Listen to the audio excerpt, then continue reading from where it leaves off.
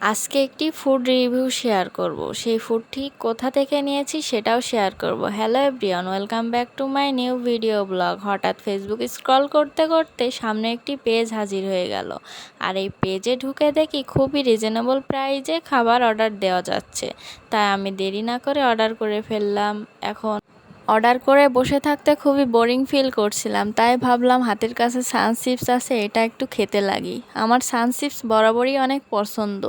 চিপসটি খেতে খেতে হঠাৎ আমার পার্সেলটি এসে হাজির। আর এই পার্সেলটির খাবারের টেস্ট শেয়ার করব আপনাদের সাথে। আমি যেটি অর্ডার করছিলাম এটা অফারে ছিল 200 টাকা, একটা পিৎজা, একটা বার্গার, একটা মিনি কেক। তো আপনাদেরকে দেখিয়েই দিচ্ছি। এখন বলবো পিৎজা। প্রথমে আমি পিৎজাটা টেস্ট করছিলাম। পিৎজাটা দেখতে কিন্তু যেমন সুন্দর, খেতেও কিন্তু অনেক সুন্দর। তো আপনারাও চাইলে কিন্তু আমার মতো ওই পেজটিতে অর্ডার দিতেই পারেন। আমি পেজের লিংক আমার ক্যাপশনে ট্যাগ করে দিব। পিৎজাটার টেস্ট আমি 10-এ 10 দিব। এখন আসি বার্গারটাও আপনাদেরকে দেখিয়ে দিচ্ছি।